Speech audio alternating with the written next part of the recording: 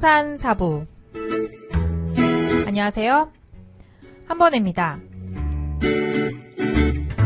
이번 주 기사들 다뤄볼 텐데요. 기준금리 동결 소식과 함께 상승에 대한 기사들도 소개해드립니다. 집단대출 DTI 내년 시행과 관련된 얘기 담아보고요. 한강변 50층 다음 달 심의 소식도 전해드립니다. 단지명에 다른 지역명을 넣는 사례들 재밌는 기사죠? 한번 다뤄보고요. 가로수길 프랜차이즈 증가와 관련된 소식도 준비했습니다. 지금부터 출발합니다. 안녕하세요. 네이버 카페 사주와 부동산의 추선입니다. 저희 팟캐스트가 어저께 드디어 87위, 오늘이죠. 오늘 기준으로 87위까지 올라섰네요. 조만간 70위권으로 또 상승하는 모습을 보여드리고 싶네요. 오늘도 열심히 하겠습니다. 예, 안녕하세요. 그라시움 해수 아이유입니다. 그라시움의 해수까지 이제. 예, 지난 방송 들으셔서 아시겠지만 제가 또 경쟁률을 거의 정확하게 예측해가지고요. 예, 아시죠? 예, 그래가지고. 또 10만 팬 동원설 있나요? 아, 예. 그래서 관계자분들이 너무 저를 좋아하신다는 또 소문이 돌고 있더라고요. 그래서. 어떻게 구청장으로 출마하시나요? 예, 또 주변 분들이 강동구청장 한번 나가보라 그래가지고, 지금 고민이네. 큰일 났네. 어떻게 해서. 네, 지금까지 자뻑남 아이유였습니다. 예, 그리고 또 말씀드릴 게 있는데요. 마이무이님, S1님 감사드린다고 꼭 좀 전해드리고 싶어가지고요. 아이유님 네. 방송이 별로라는 글에 옹호 댓글을 다신 두 분인 것 같아요. 너무 감사드려요, 정말. 예. 골수팬, 네, 사생팬. 감사합니다. 예. 안녕하세요. 이번 주에 벌써 두 번째 뵙네요. 지난번 분양 특집 때 객관성을 유지하려고 노력했는데 아무래도 팔이 조금 안으로 굽는 경향이 있었습니다. 네. 사심 없는 포인플렉스 돌아왔습니다. 객관적으로 오늘 기사 안내해드리겠습니다. 안녕하세요. 저는 오늘 좀 부동산과 상관없는 화신만세 한번혜입니다. 화신이 뭐죠? 질투의 화신 요즘에 제가 열심히 보고 있는데. 저한테 옮으셨군요. 아니, 연기를 정말 잘하더라고요. 아, 진짜요? 저는 그 납득이가 굉장히 코믹 연기에만 정통한 그런 배우인 줄 알았더니. 코믹 연기 아니에요? 요번에도? 코믹 연기도 하는데, 감정 연기도 굉장히 잘하더라고요. 아, 진짜요? 달의 연인이 8% 넘었더라고요. 시청률이. 감사합니다. 예. 죄송합니다. 제가. 우리 드라마 특집도 한번 해야 될 것 같아요. 그러니까요. 추선님, 어떻게요? 할 말씀 없으실 텐데. 저는 할 말 없습니다. 뺄까요? 이번 주 기사입니다. 가계부채 우려에 하는 기준금리 넉 달째 동결이라는 제목입니다. 한국은행의 기준금리가 현재의 연 1.25%로 동결됐다고 합니다.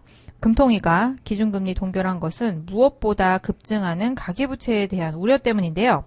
7월에 6조 3천억 원, 8월에 8조 6천억 원, 9월에 6조 1천억 원이나 증가하는 등 가계빚의 급증한 증가세는 진정되지 않고 있습니다.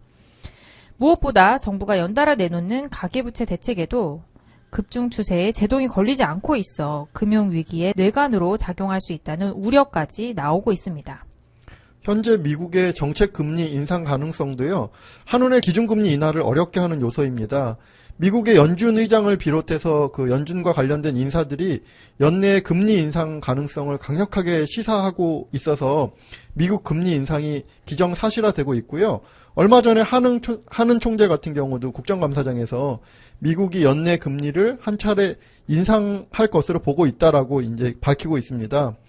미국 같은 경우는 뭐 금리를 인상한다고 계속 지금 양치기 소년 짓거리를 몇 년째 지금 하고 있는데, 그래서 이제 12월 가봐야 실제로 오를지를 이제 판단할 수 있을 것 같고요.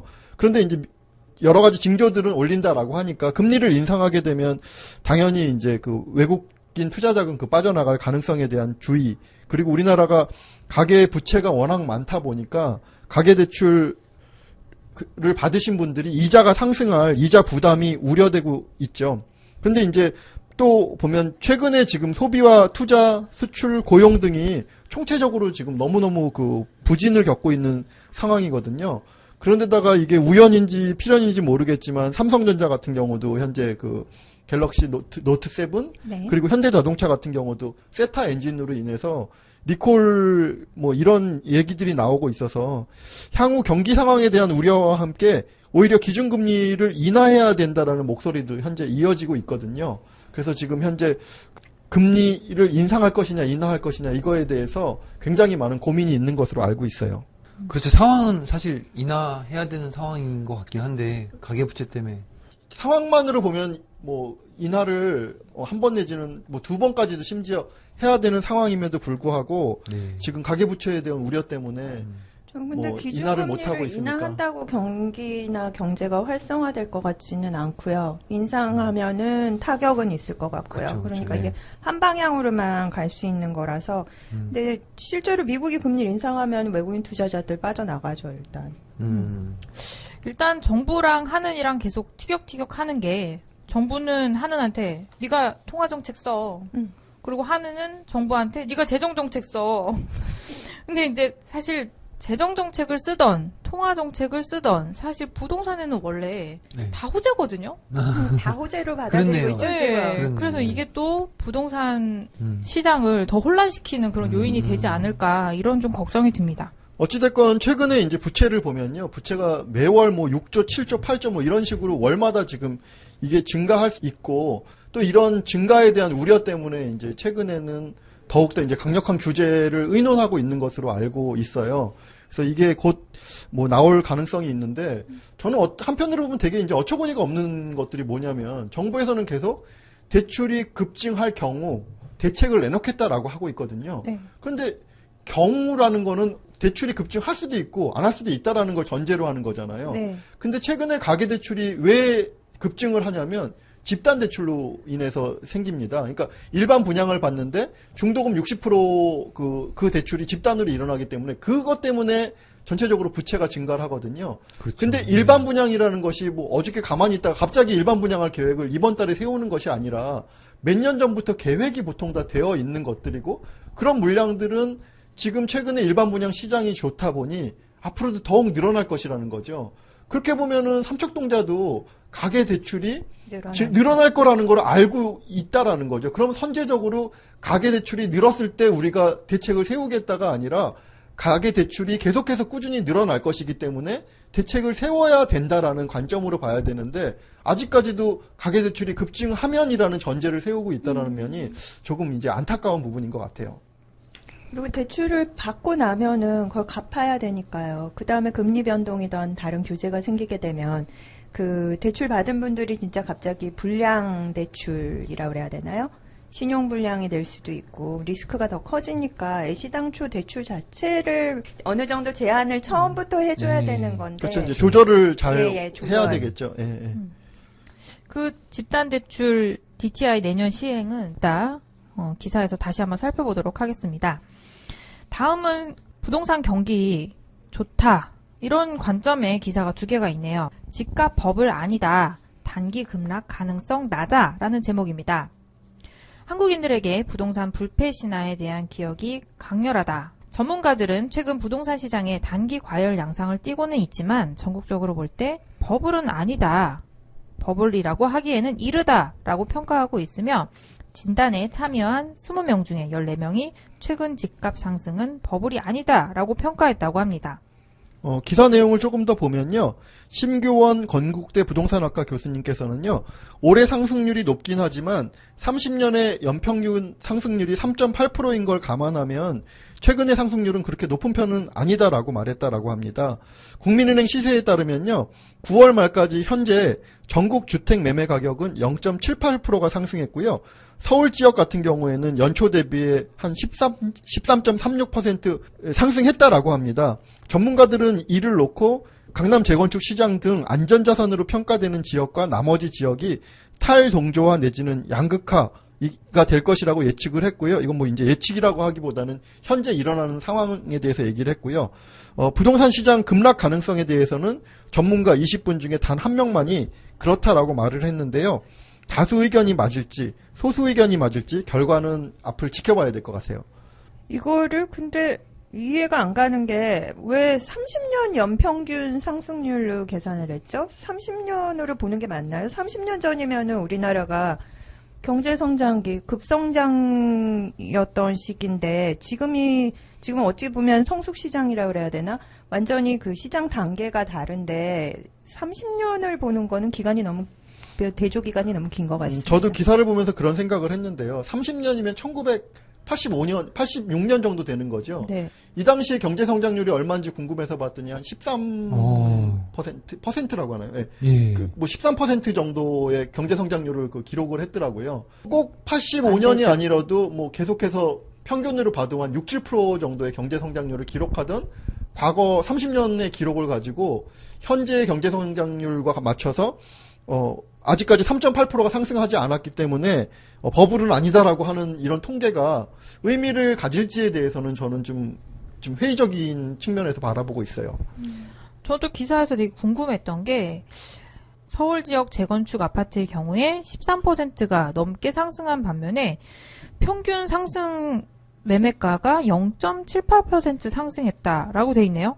그렇다는 얘기는 그만큼 하락한 지역도 꽤 있다는 얘기인 서울이 거죠? 13% 넘게 상승한 거를 3.8 정도로 평균을 끌어내릴 정도면 서울 외 지역은 엄청나게 하락했다라고 보는 게 맞을 수도 있는 거 아닐까요? 아니면 지방은 좀 하락하는 거 아닌가요, 요즘에? 하락까지 갔었나요? 저는 그냥 다른 데는 별로 안 오르고 서울은 급등 그 정도로 생각했어요. 지방에 뭐 분양한 거 한 명도 청약 안 했다고 막 신문에 나오고 그러더라고요. 어제 기사에 뭐 어느 지역이 청약자 수가 한 명이었다나 한 명도 네. 없었다나 뭐 그런 기사를 본 것 같아요. 근데 저도 이게 매가 조정까지 이게 이어지는 건지. 그러니까 지방 같은 경우 분명한 조정을 보이고 있고요. 서울을 중심으로 재건축 관련 지역이 뭐 과도한 상승을 보이고 있는 거는 이제 분명한 사실이고요.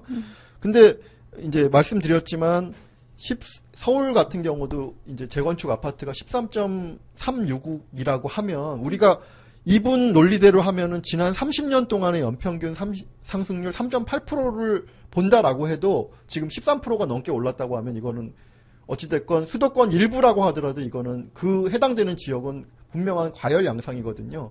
그런데 더구나 통계가 최근의 통계가 아니라 과거에 잘 나갈 때의 30년 전의 통계라고 하면은 이건 분명히 문제 있는 수치로 주는 것이 맞지 않냐.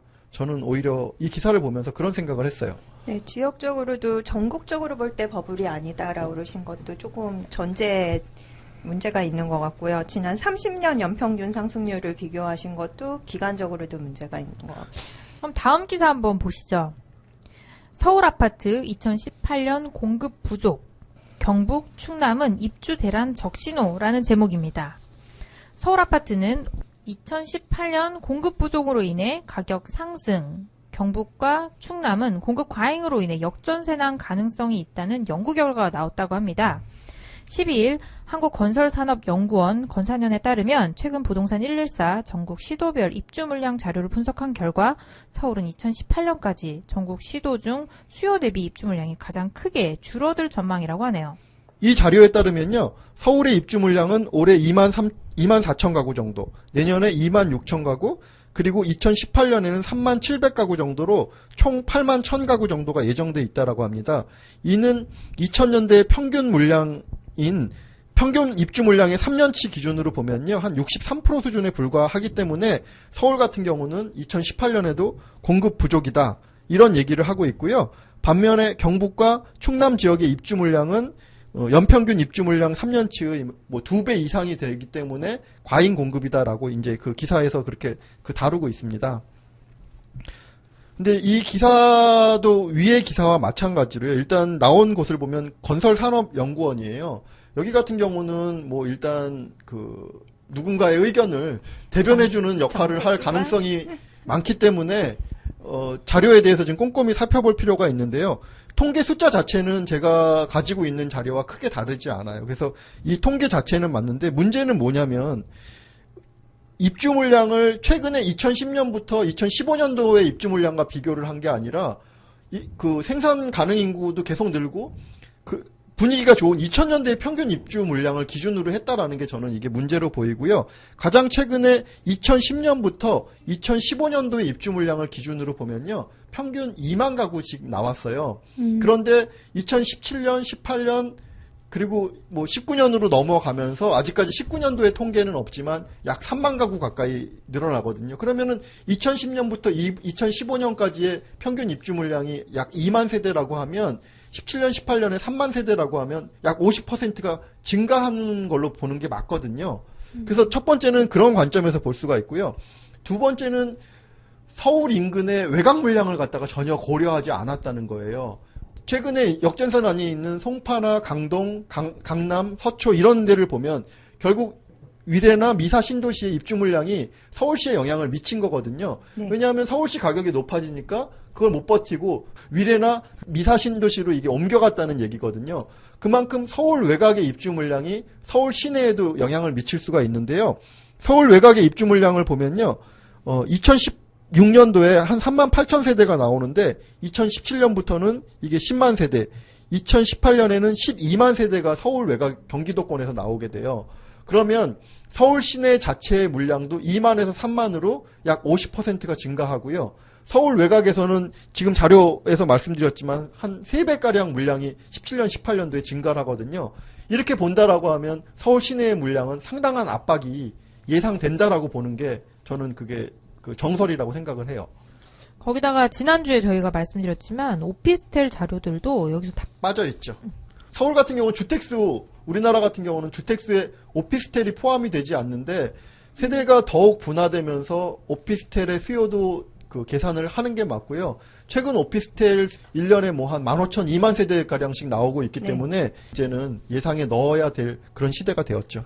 그러니까 서울시 인구는 계속 감소하고 있는데 증가율은 감소세인데 반면에 서울시 가구 증가율은 증가세거든요. 근데 이게 상당수가 1인 네. 가구라는 거를 생각하면 그 1인 가구는 또 오피스텔 같은 데에서도 많이 수요가 그렇죠. 흡수가 되니까 그렇죠. 예.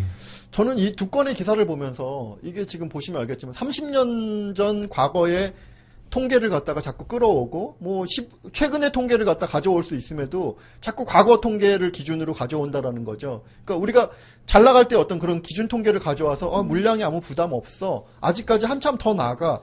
이렇게 지금 시점에서 이거 시장을 보는 거는 상당히 문제 있는 시각이라고 생각을 해요.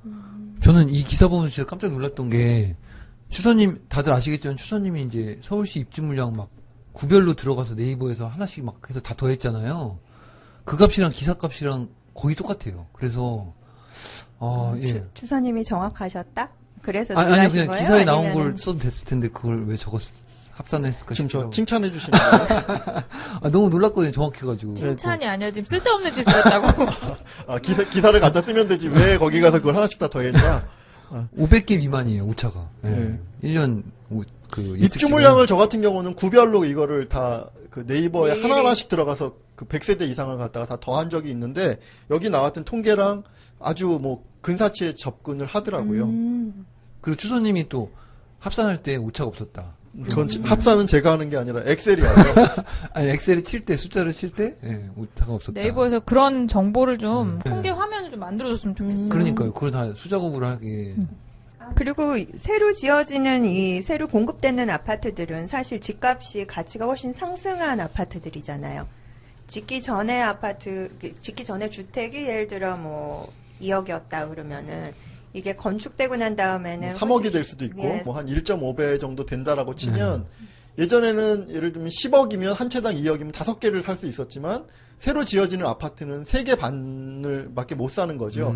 그런 면에서 보면은 사실 기존에 10개 주택이 있었다가 새롭게 10개가 생긴다고 해서 동일한 화폐 가치로 살 수 있는 수량은 줄어들기 때문에 그런 어떻게 보면 수요가 줄어드는 셈으로도 볼 수 있거든요. 그러니까 그런 것들은 전혀 지금 고려되지가 않은 거죠.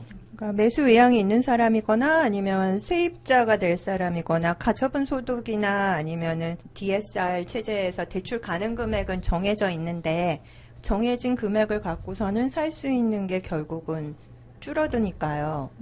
국민 총 소득은 비슷한데 총 자산 이런 규모는 사실 크게 늘어나지 않는데 거기에 비해서 아파트의 총액은 급증하는 거죠. 네, 지금 물량도 엄청 늘어나고 그리고 실제 금액대도 훨씬 예전보다 늘어났기 때문에 아파트 총액은 굉장히 많이 불려진 걸로 봐도 될 것 같네요.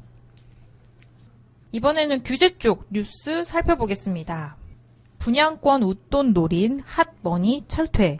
집단대출 DTI 내년 시행. 저는 이거를 분양권 웃돈 노린 할머니로 봤어요. 그래서 할머니들의 용돈벌이를 막는다고 잘못 읽어가지고. 떴다방 할머니 아니, 뭐 말씀하시는 근데 거죠? 그런 기사도 있었잖아요. 이제 노후 어떤 기사였죠? 소액 자본으로 네. 투자할 수 있는 상품이 네. 없어졌다고. 어떤 할머니가 이제 자기 그 프리미엄 분양권 프리미엄 매매로 그거를 투자를 해갖고서는 맞아요. 60대 초반. 예. 사실 이 기사의 내용에 그게 있었어요. 그래서 아, 저는 그래요? 더 오해를 했거든요. 그럼 분양권 웃돈 노린 할머니한테 철퇴를 준다 뭐 이런 엄청난 내용으로 보신 무서운 건가요? 내용이네요. 철퇴. 그러네요. 예. 정몽주도 아니고. 기사 내용 보시겠습니다. 정부는 국정감사 도중 여러 차례 걸친 집단 대출에는 DTI를 적용하지 않는다고 밝혔지만 사실상 DTI에 가까운 소득심사 규제가 내년부터 은행권 자율로 시행된다고 합니다. DTI처럼 정확한 수치를 기반으로 딱 잘라서 대출을 거부하는 것은 아니지만 그래도 소득이 대출 상환에 부담을 줄 정도라고 판단되면 집단 대출이 집행되지 않을 수도 있다고 합니다. 소득이 낮으면 중도금을 미리 준비해 놓거나 아니면 아예 청약을 포기하시는 것이 낫다고 은행 관계자들이 설명하고 있네요. 첫 번째 기사와 이게 연결이 지금 되어 있는 건데요. 최근에 부채가 너무 늘다 보니까 규제가 곧 조만간 준비가 될 것 같고요. 그건 아무래도 이제 규제가 나온다라고 하면 은행권에서 나오게 될 것 같아요. 그래서 지금 내용을 보면요. 하나은행 같은 경우는 분양사업장 심사 가이드라인을 만들고 있고요. 국민은행은 집단 대출에 대한 자체 소득 심사를 강화하고 있다라고 합니다. 사실 선분양 시스템 같은 경우는 물건도 없는데 그 돈을 내야 되고 없는 물건에다가 은행 입장에서는 돈을 빌려줘야 되는 그런 좀 비상식적인 그런 제도잖아요. 그래서 은행들 같은 경우에는 최근에 이 제도에 대해서 최근에 이제 그 고민을 하고 있고요. 예전에는 소득 항목과 상관없이 대출 승인이 떨어졌지만 이제는 은행 자체적으로 어떤 규정을 정해서 소득 규모를 놓고 대출을 할 예정이다. 이런 지금 내용으로 나와 있습니다. 집단 대출이 아니라 이제 개별 차주 예, 그렇죠. 그렇게 분양을 받아도 내 신용도가 안 좋거나 내가 빌릴 수 있는 금액이 정해져 있으면은 이거를 계약을 못 하는 건가요? 계약은 해놓고 중도금을 낼 방법이 없는 거죠. 그러니까 졸지에 위약을 하게 되니까. 그렇죠. 그래서 이게 지금 굉장히 큰 문제인데요. 계약을 해놓고 중도금을 마련하지 못해라고 하면은 계약자 입장에서는 엄청 황당한 상황이 되잖아요. 네, 계약금을 날릴 수도 있는 거고. 그래서 그 내용에 대해서는 나중에 이제 얘기하기로 하고, 네. 예. 이제 규제 원인에 대해서 한번혜님이 조금 더 말씀해 주세요. 이런 대출 규제의 원인은 두 가지라고 합니다. 집단 대출에 대한 보증 비율이 축소되는 것 하나와 건설사들의 공급 물량이 확대되면서 향후 미분양 사태로 인한 대규모 채권 부실이 우려되는 두 번째 원인이 있는데요. 추선님 자세한 설명 부탁드릴게요. 은행에서 기존에는 집단 대출을 자기들 마음대로 막 해주다가 이제 규제에 들어간다라고 하는 거거든요. 이 규제 원인을 보면 첫 번째로는 주택금융공사와 H유지에서 예전에는 이 보증을 100% 해줬어요. 그러니까 은행 입장에서는 아니 날려도 그 보증을 받아가지면 자기 손해가 없잖아요. 네. 그렇기 때문에 상대방의 소득이 얼마인지 상관하지 않고 무조건 해줬는데 그 H유지나 주택금융공사에서 100% 했던 보증 비율을 90%로 낮췄습니다. 그러니까 결국은 이제는 내 돈을 뛸 염려도 있으니 이 상황을 다시 돌아보게 된 거고요. 두 번째는 최근에 공급 물량이 워낙 많다 보니까 심지어는 이번 달에 거의 10만 가구 가까이 일반 분양 물량이 나오다 보니까 은행에서도 이제 조금 아차 싶은가 봐요. 너무 많은 물량으로 인해서 집값이 떨어지게 되면 자기들 돈을 못 받을까 봐 이런 그 원인으로 인해서 이제 이런 규정들을 만들게 된 거고요. 이런 내용들이 나옴에 따라서 은행들이 소득 심사를 강화하게 되면요. 프리미엄을 노리고 분양권을 신청하는 투자자들은 주의를 당연히 하셔야 되는 거고요. 소득이 낮거나 없는 경우에 분양권 전매를 노리고 분양을 받았는데 아까 이제 잠깐 포인플렉스님과 말씀 나눴지만 분양을 받아놓고 중도금을 치러야 되는데 중도금 너는 대출 안 돼 이렇게 해버리면 계약금을 갖다가 날리는 상황이 될 수 있다라는 거죠. 그래서 상당히 앞으로는 대출 받기 전에 한번 확인을 해본다든가 뭔가 방법이 좀 나와야 될 것 같아요. 이 부분에 대해서는. 특히 수도권 같은 경우에 지금 중도금 무이자 이렇게 나오는 단지들이 꽤 있거든요. 근데 중도금 무이자라도 지난번에도 한번 말씀드렸지만 본인이 어쨌거나 대출을 받을 수 있어야 그 이자를 건설사에서 내준다. 그거 꼭 기억하셨으면 좋을 것 같아요. 예. 다음 기사 보겠습니다. 한강변 50층 잠실주공 5단지 이르면 다음 달 심의라는 제목입니다. 잠실주공 5단지 최고층 수 50층의 용적률 400% 이하 개발 계획안이 다음 달 서울시 도시계획위원회에 심의에 오를 예정이라고 합니다. 한강변 스카이라인은 2030 도시기본계획에 따라 주거지는 35층 이하로 묶여있는 데다 최근 시가 공개한 압구정 지구단위 계획안에서도 아파트 층보는 35층으로 제한이 된 바 있습니다. 시에 따르면 잠실주공 5단지 개발 기본계획 변경안에 대한 도시계획위원회는 심의 상정 요청이 있으며 현재 단지는 지상 50층 40개 동 6,529가구로 재건축하는 계획을 상정해 놓고 있다고 합니다. 부서 의견 수렴과 보완 등의 절차로 인해 이번 달 안에 상정은 어렵다고 하는 입장을 밝히고 있습니다. 조금 줄여서 말씀드리면 잠실주공 5단지에서는 지금 50층을 해달라라고 그 제안서를 내놓은 상태고요. 다음 달까지 이번 달엔 심의가 어려우니 다음 달 이후에 심의하겠다라는 게 이제 그 서울시의 얘기입니다. 조합은 50층 이상이 가능하다라고 지금 생각을 하고 있는 거는요. 다양하고 균형 잡힌 스카이라인 관리에 대해서 관리를 하기 위해서는 도심과 광역 중심의 복합 건물을 조성하는 경우에는 최고 51층 이상이 가능하다고 한강변 관리 기본 계획에 명시가 되어 있는 걸 근거로 잡고 있습니다. 그래서 인근의 123층짜리 롯데월드 타워와 균형 잡힌 스카이라인을 위해서는 50층 높이가 필요하다라는 게 이게 이제 조합의 주장이고요. 이에 대해서 서울시의 입장은 한강변 주거지는 35층 이하여야 되는 기본 계획에는 변함이 없으며 잠실주공 5단지 개발 계획안이 들어왔으니 일단 검토를 해보겠다. 하지만 도시계획위원들의 판단에 따라서 그걸 결정하겠다라며 말을 아꼈다라고 합니다. 만일 잠실주공 5단지에 최고 50층이 예외적으로 허용되면 강남구 대치동 은마아파트, 송파구 신천동 장미아파트 등 최고 50층을 노리는 강남 재건축 단지들의 용도 상향과 층고 완화 요구가 연쇄적으로 쏟아질 것으로 보여서 서울시로선 정책 전환 결정이 쉽지 않습니다. 앞서 은마아파트는 3종 일반 주거지임에도 불구하고 일부 동을 50층 높이로 설계한 설계특화안을 국제현상공모를 거쳐 마련한 상황입니다. 얼마 전도 아니죠. 지난주에 압구정동에 이제 그 층고의 브레이크가 정확하게 걸렸죠. 걸리면서 이제 그 잠실에서 주공 5단지에서 50층 계획안을 내놨는데요. 이게 현실적으로 보면 쉽지 않아 보여요. 왜냐하면 잠실 주공을 50층을 내주게 되면 당장에 대치은마도 50층 계획을 낼 거고요. 압구정이 또 그러면 우리는 그러면 호구냐 이렇게 나올 거고요. 거기에 여의도 가세할 거고요. 이런 현실적인 거를 보면은 과연 나올 수 있을까 이런 걱정이 되긴 하고요.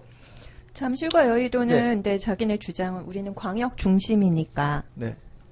압구정이랑 다르다, 대치 음마와 다르다라고 주장할 수는 있을 것 같은데요. 지금 실제로 그렇기 때문에 이런 식으로 각자의 입장을 보면 다 서로 이제 지역마다의 논리는 분명히 규정에 있어요. 자기가 보고 싶은 단어만 맞아요. 보고서는 막 논리는 분명하게 있는데 당장 이제 50층 이상을 허가해 주게 되면 아무리 논리가 그렇다라고 하더라도 내가 압구정에 사는데 쟤는 되고 나는 안 돼 이러면 굉장한 그 불이익을 당하는 것 같은 느낌을 들 거고요. 이를 아는 서울시로서는 사실 쉽게 내주기가 쉽진 않을 것 같긴 해요. 40층이 한 게 아닐까 싶어요. 왜냐하면 압구정 지구단위 계획에도 그 준주거지로 종상향해서 주상복합을 짓게 되면 특색 있는 주상복합을 짓게 되면 40층까지 허용한다 그랬잖아요. 그럼 그 이상은 서울시에서 주지 않지 않을까가 제 개인적인 추측입니다. 다음은 기사 심층 분석입니다. 단지명에 다른 지역명 넣어도 상관없을까라는 제목입니다. 10월 9일 2대12 기사인데요. 포인플러스님이 준비하셨죠? 유명 지역을 단지명에 사용하는 사례가 증가하고 있다고 하는데요. 신촌 그랑자이, 신촌숲 아이파크는 대흥동과 신수동에 각각 위치하고 있다고 합니다. 도로명 주소와 연관시켜서 이름을 짓기도 한다고 하는데요. 자세한 내용 부탁드릴게요. 예, 저희 방송에 가끔 내용이 좀 어렵다, 무겁다라는 지적이 있어서 이번에 작심을 하고 가벼운 주제를 들고 나왔는데 심층 분석이라고 한 번에 님이 소개시켜 주시니 좀 부담스럽긴 합니다. 기사 소개해드리겠습니다. 전국에 공급되고 있는 아파트 단지 중 행정구역상 그 지역에 속하지 않더라도 인근 지명을 단지명에 붙이는 사례가 늘고 있다고 합니다. 이처럼 실제 지역명과 다른 이름을 단지명에 포함시키는 것은 과연 아무런 문제가 없는 것일까요? 저희 화요일 사심 있는 방송에서 소개해드렸던 신촌 그랑자이도 마침 딱 그 경우에 해당됩니다. 10월 달에 신촌이라는 이름을 달고 신촌 그랑자이와 신촌숲 아이파크가 분양 예정입니다. 신촌은 원래 서대문구 신촌동에서 비롯된 명칭이죠. 그런데 신촌 그랑자이와 신촌숲 아이파크는 행정구역상 심지어 서대문구가 아니라 마포구입니다. 마포구 대흥동. 예. 마포구 대흥동, 마포구 신수동이거든요. 그런데 이 마포구 동들이 신촌 이름 이렇게 가져다 써도 될까요? 안 될 것 같았는데 쓰는 거 보니까 되나요? 결론만 먼저 말씀드리겠습니다. 가능합니다. 단지명에 지명을 사용하는 것에 법적으로 정해진 규정이 없는 상황입니다.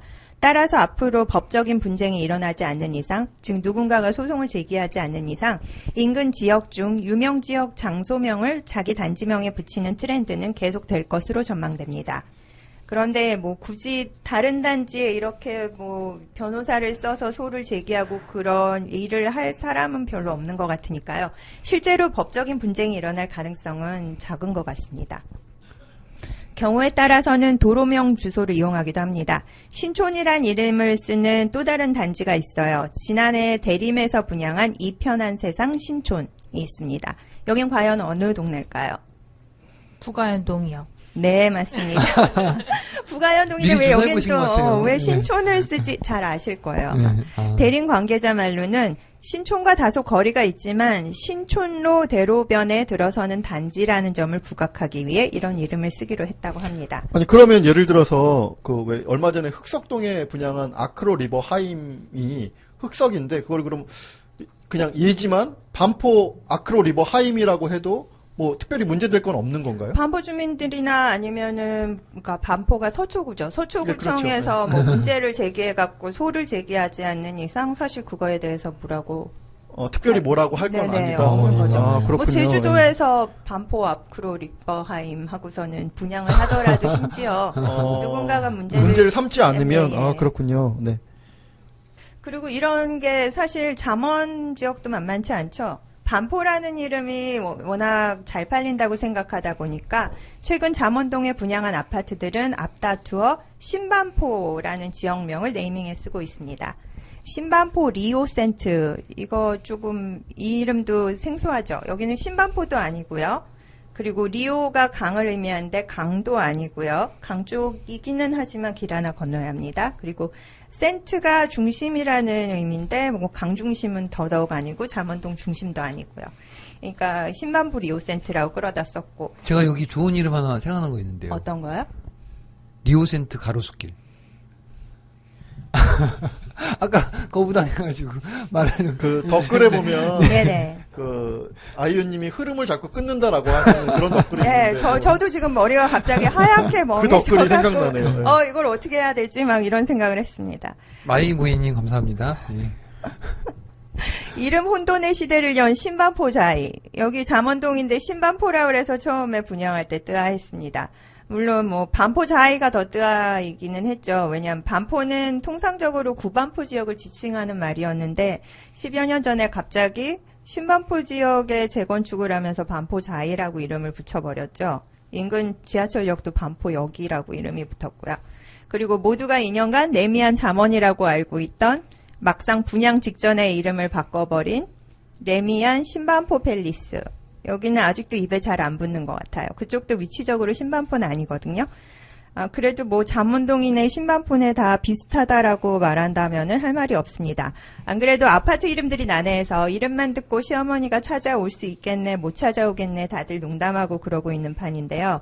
반면에 개포는 좀 달라요. 개포 같은 경우에는 여기도 핫한 플레이스인데 워낙 이렇게 단지명을 말줄임이 유행이거든요. 레미안 신반포 팰리스, 레신펠, 뭐 레미안 대치 팰리스, 레데펠 그런 식으로. 근데 개포는 축약하면 어감이 좀 묘해지기 때문에 개포라는 지명을 잘 쓰지 못하게 되는 것 같습니다. 이게 이제 왜 그러냐면 개라는 글자가 들어가다 보니까 좋아도 개 좋다 뭐 이렇게 돼 버리니까 되게 좋다는 일반인들이 거 아니에요? 그렇죠. 네. 쓰기에는 쉽지 개 않은 좋다. 단어인데 근데 트렌드로 보면 최근에 젊은이들이 개 그쵸, 좋아, 그쵸. 개 싫어 뭐 이런 말을 쓰는 거 보면 트렌드로는 가장 최신 유행을 겪는 것 같기도 해요. 되게 최신 어울리세요. 그 말투가. 말투가 네. 그렇죠. 이게 그 내공이 있다 보니까 네.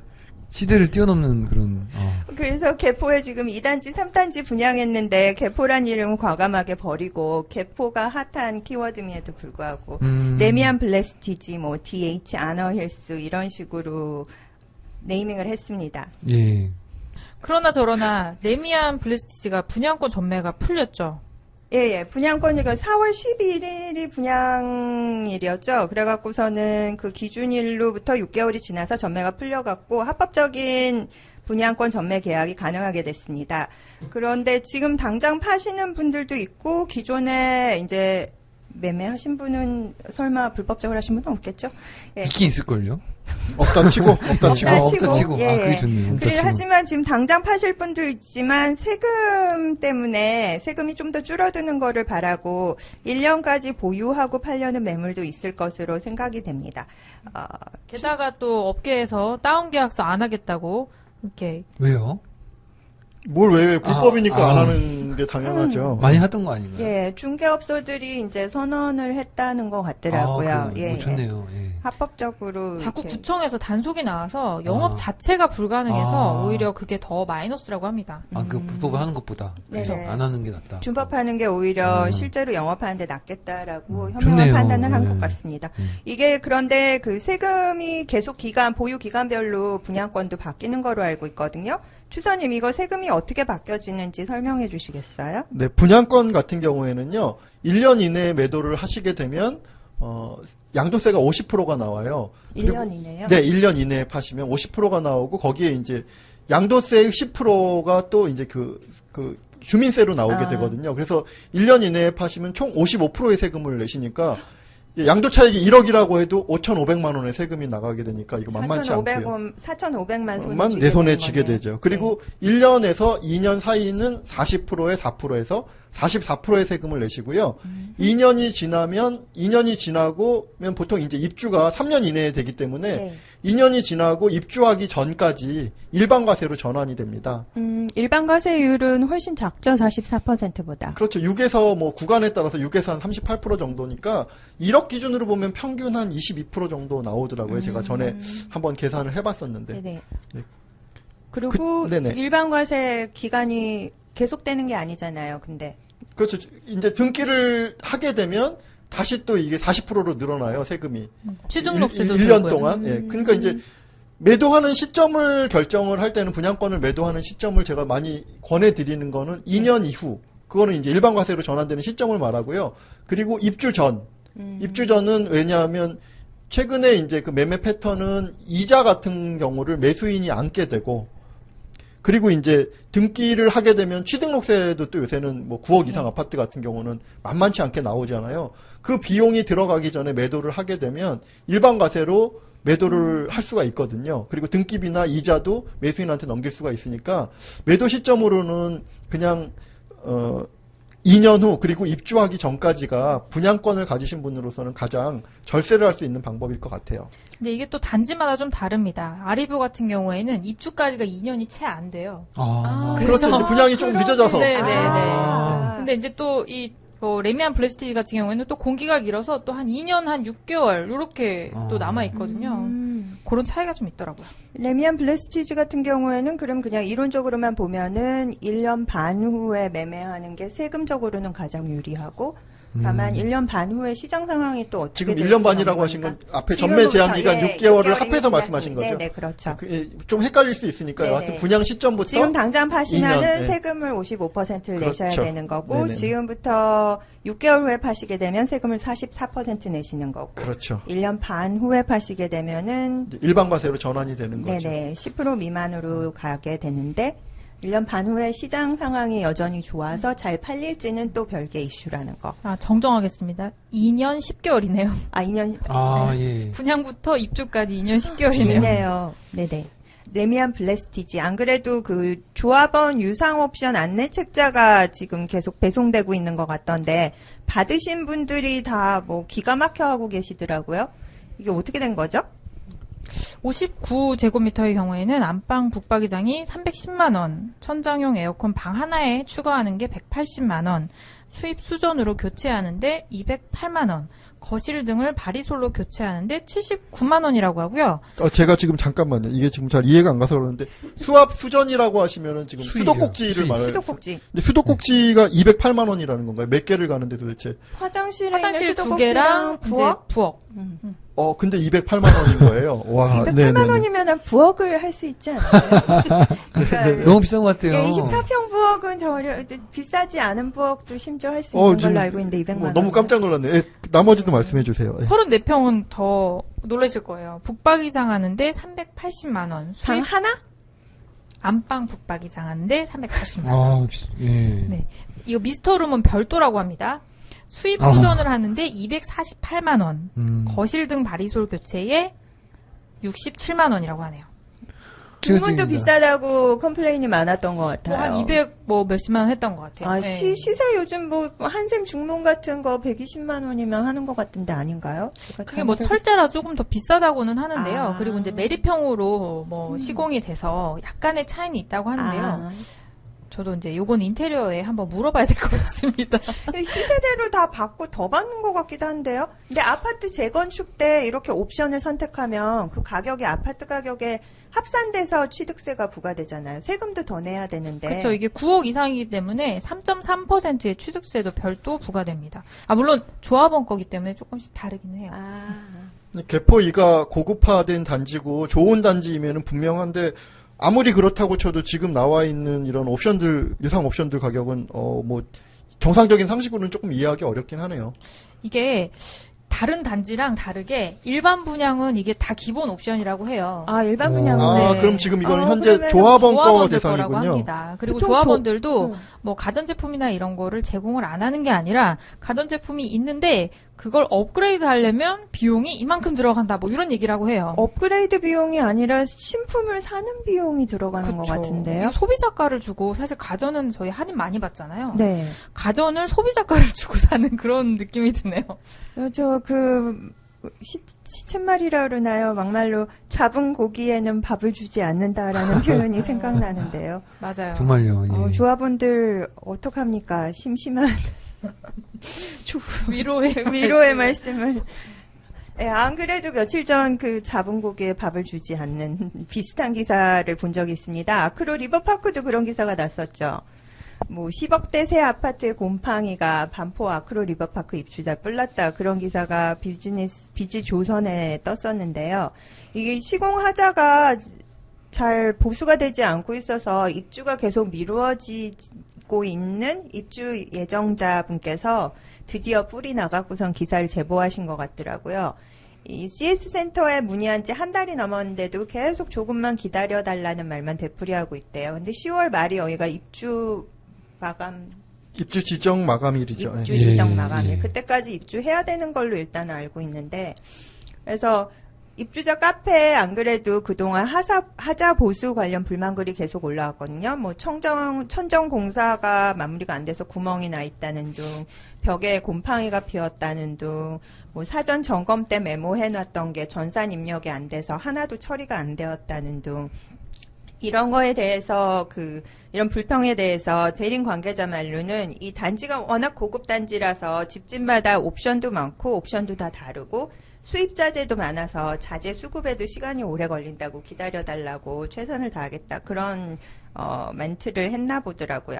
근데 기사에 나온 입주자는 그나마 입주 전이지 일전에 그 초반에 입주하신 분 중에는 사전 점검 기간에 이 하자를 다 체크해 놓고서는 당연히 다 보수됐을 줄 알고 믿고 입주를 들어갔는데 막상 짐 갖고 들어갔더니 하자 보수가 하나도 안 돼 있어서 완전히 충격을 먹으신 분이 있었었거든요. 그분이 그 후에 어떻게 처리하셨는지는 잘 모르겠어요. 이게 시공사랑 계약을 하기 전까지는 조합이 갑인데 계약을 체결하는 순간부터는 조합이 실질적으로 을이 된다고는 하더라고요. 그러니까 점점 더 마무리에는 건설사가 소홀해지기가 쉬운 것 같습니다. 문제는 이런 하자 보수를 입주민이 단결해서 강력하게 요청해서 처리를 받아야 되는데 아리팍 같은 경우에는 그동안 대외적으로 알려지면 이 고급 단지에 누를 끼친다고 생각해서인지 입주민들이 쉬쉬하고 제 주변에도 보면은 자기네들끼리는 이제 이거면 안 돼라고는 이야기는 하지만 절대로 뭐 카페 같은 데는 올리지 않고 그런 식으로 내부 단결하는 경향이 있었습니다. 그러면 당연히 시공사가 우습게 볼 수 있다고 생각합니다. 기본적으로 좋은 입지에 좋은 조건으로 잘 지어놓은 아파트니까 그리고 반포 권역의 더 큰 수주를 원하는 시공사 입장에서도 이게 마무리가 부실하다는 주홍딱지가 붙어서 좋을 게 하나도 없을 것 같습니다. 입주민들 중에서도 능력자들 있으실 것 같고요. 남업조록 중지를 모아서 현명하게 하자 보수를 꼼꼼하게 잘 챙겨받으시길 바랍니다. 물고기에 밥 주는 이야기하다 기사 소개가 산으로 갔네요. 마지막으로 정리해 주시죠. 네네. 엉뚱하게 그 블레스티지와 아리팍의 흥분을. 아까 언급드린 신촌 잠원 지역에 이어서 여의도 지역도 비슷한 일이 있거든요. 제주도의 반포 아크로 리버하임을 만드네 뭐네 그런 이야기도 아까 농담이 나왔었는데요. 실제로 여의도 인근은 아직 여의도 내에 재건축이 없는데 인근에 보면은 여의색강 조합원 모집, 신여의도 오피스텔 분양. 그래서 뭔가 그러고 찾아봤더니 대부분 여의도가 아니더라고요. 길 건너, 강 건너 신길동이나 영등포동 같은 인접 동네에서 벌이고 있는 사업인데 여의도란 이름을 딱 갖다 붙였습니다. 여의색강이 여의도가 아니었네요. 저는 신문에서 볼 때마다 그쵸. 당연히 여의도인 줄 알았는데. 다들 여의와 관련이 있을 거라고 생각하는데 실제로는 여의도와 신길동 사이에 색강 건너편에 있는 아파트 단지더라고요. 멀리서 색강이 보이고 막 그런 거 아니죠?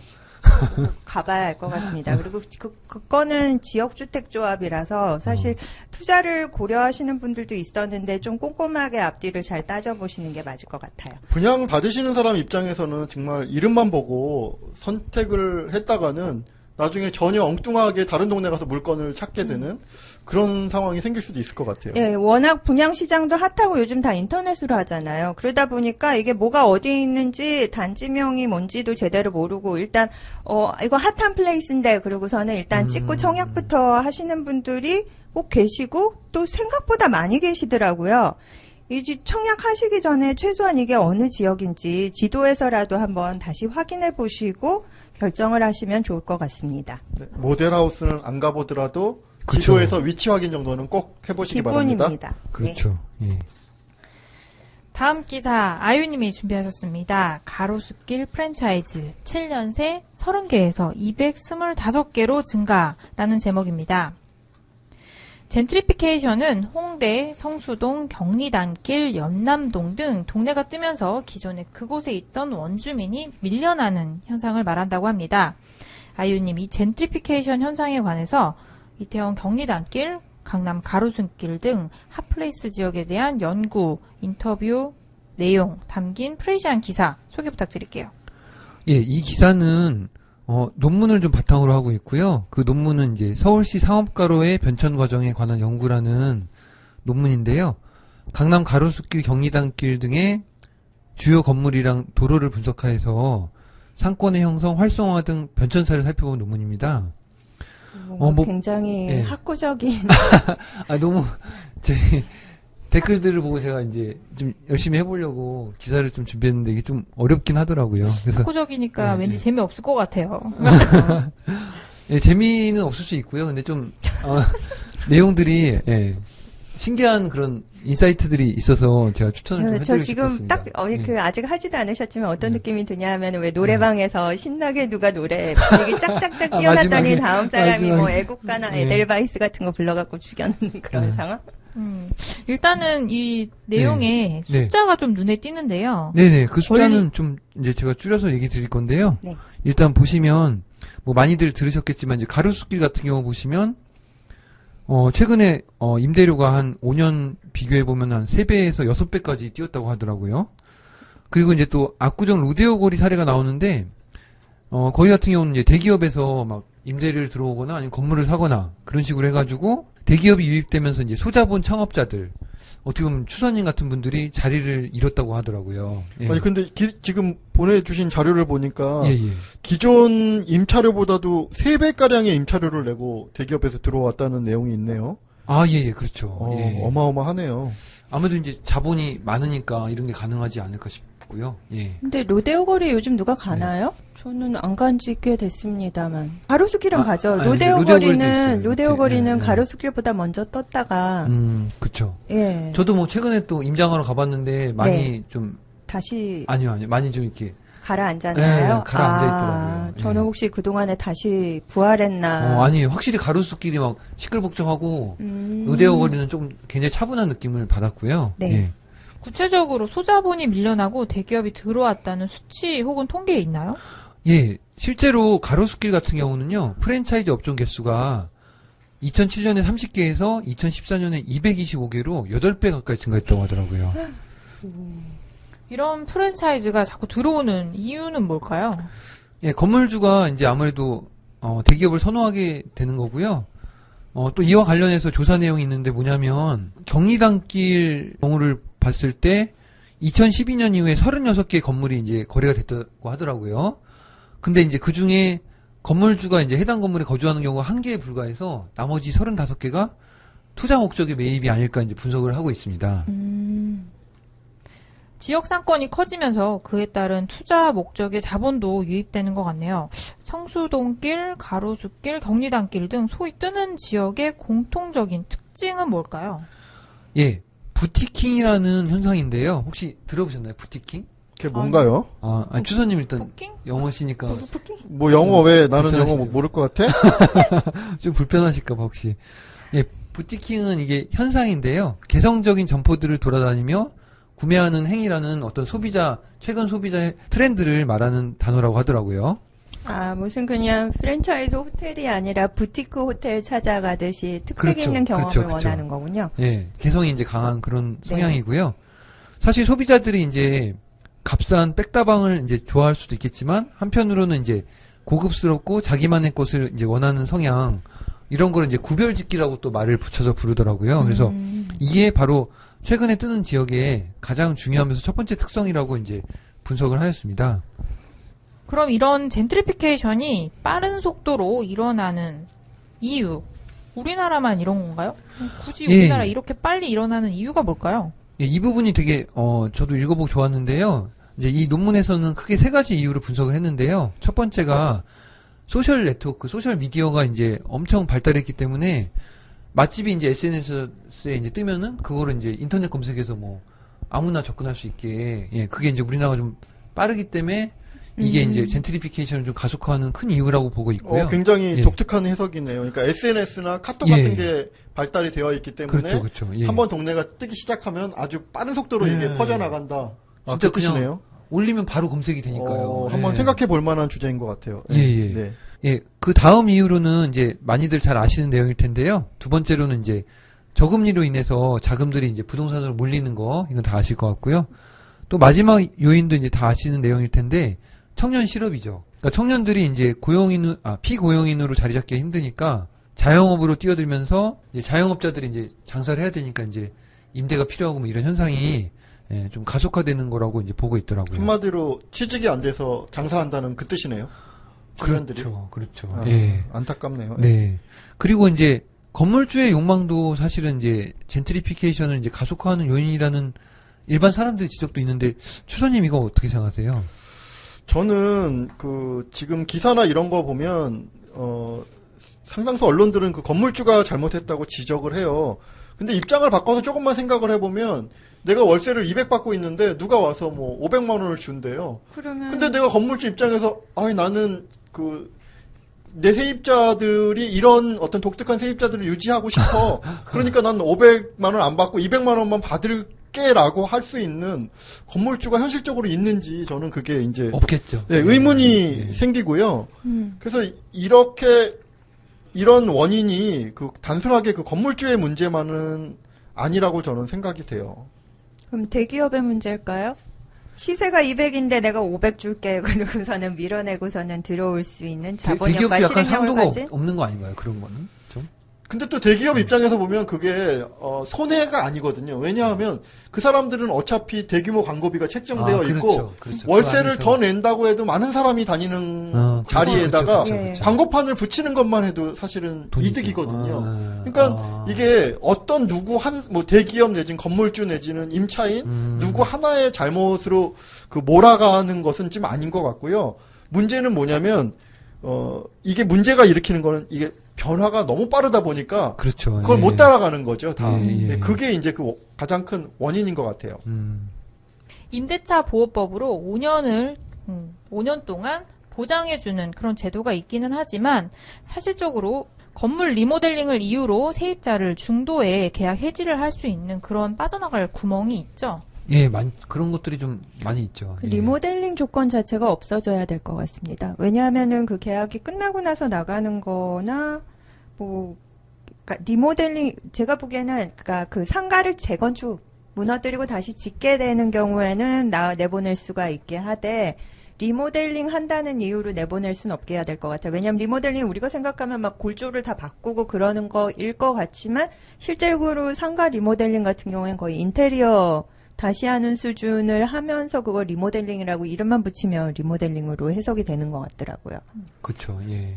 재건축이 리모델링보다 비용이 훨씬 많이 들어가는 거기 때문에 뭐 리모델링 아니면 세입자를 못 내보내. 그 얘기는 또 건물주한테 또 그만큼 돈을 써야 돼. 이렇게 개인적인 어느 재산을 쪽이다. 가지고 뭐 이래라 저래라 하는 그런 격이 되기 때문에 그것도 좀 문제가 있지 않을까. 사실 해결 방법이 뭘지 참 되게 궁금해요. 예, 사실 추선님 뭐 있으세요? 아니, 저도 이게 뭐, 그렇죠. 예. 각자의 입장들이 분명하게 있는 그렇죠, 것들이라 그렇죠, 그렇죠. 해결 방법이 딱히 보이질 않아요. 이게 뭐 어떤 게 있을 수 있나요? 예, 그래서 이제 사실은 이게 약간 뭐 오픈 퀘스천 같아요. 그래서 답이 명확히 있지는 않은 것 같고요. 이제 이 프레시안에 소개된 내용을 잠깐 소개해드리면서 마치면 이 젠트리피케이션의 현상은 막을 수가 없다는 거고 이제 가장 좋은 해법은 이제 모두가 주인 의식을 갖자, 모두 힘을 합치자고 그렇게 결론을 맺었거든요. 어떻게 할까요? 네. 했을 때 잘하자 뭐 네. 이런 식의 결론인 것 그렇죠. 같아서 예, 업주도 이제 권리금 장사하고 빠질 게 아니라 이제 그 지역을 뭐 사랑하자 그런 내용이 나오고 또 건물주도 투자하고 이제 투자금을 회수하는 그런 목적보다는 이제 지역의 구성원으로 좀 생각을 해보자. 그리고 마지막으로 조금 또 황당하실 수 있겠지만 소비자도 이제 자기가 아끼는 거리에 대한 애착을 갖자. 뭐 그렇게 결론을 맺더라고요. 예. 원론적인 이야기이긴 하지만 예, 예. 뭐 서로 조금씩 공동체 생활이니만큼 조금 양보하는 마음을 갖자라는 게 그렇죠, 예, 그렇죠. 그게 결론인 네, 것 네. 같아요. 근데 어쨌거나 투자자 관점에서는 이렇게 바짝 오른 상가를 단물 다 빼먹고 팔 때 그때 상투를 잡고 사지 말자 이런 교훈. 그렇죠, 아주 좋은 그렇죠. 주시네요. 그것도. 왜냐하면 이렇게 예. 젠트리피케이션이 되고 나면은 결과적으로는 그 거리의 특색이 없어지기 때문에 그렇죠. 저 같은 예. 사람은 그냥 외면하거든요. 그렇죠. 그 다 있는 커다란 쇼핑몰로 가지 굳이 대기업 제품을 보기 위해서 뭐 그렇죠. 가로수길까지 가거나 주차도 안 되는데 로데오길까지 잘. 가거나 예. 그러지 않거든요. 주차도 대부분 다 진짜 불편하잖아요. 예. 그 말씀 들으면서 이게 생각이 나는데요. 결국은 이게 뭐냐면 남들이 다 들어가는 시기에 들어가면 안 된다라는 지금 그런 결론이네요. 그러네요. 그렇죠. 네, 그렇죠. 미리 들어가서 기다리던가 아니면은 그렇게 붐업했다가 떨어질 때 다시 보던가. 예, 근데 최소한 남들이 다 같이 시장에 참여할 때는 조금 물러서 있자. 뭐 이런 결론과도 동일하게 그렇죠. 나올 수 있네요. 그렇죠. 사실 그건 상가에만 국한된 문제는 아닌 것 같습니다. 예. 그리고 또 한 가지가 붐업했다가 떨어지면 상권이 다시 부활하기가 참 힘들어요. 맞아요. 아파트는 회복이라도 하죠. 아파트 상권은 정말 기다리면은 힘든 것 같아요. 올라오는데 이게 그렇죠. 상권은 한번 예. 주식시장도 한번 작전주가 시세를 한번 뽑으면 다음 작전까지는 보통 몇 그거는 년 이상의 예, 시간이 이미 다 걸리죠. 뽑고 혹시 간 작업해 거라는 보신 거 건. 아니죠? 작전주 작업. 아니, 저는 네. 주식을 안 한 지 굉장히 오래됐습니다. 예전에 해보신 거 아니죠? 혹시 네, 예전에는 했었는데요. 이게 뭐 작전주를요? 아니요. 무슨 검찰 신문도 아니고요.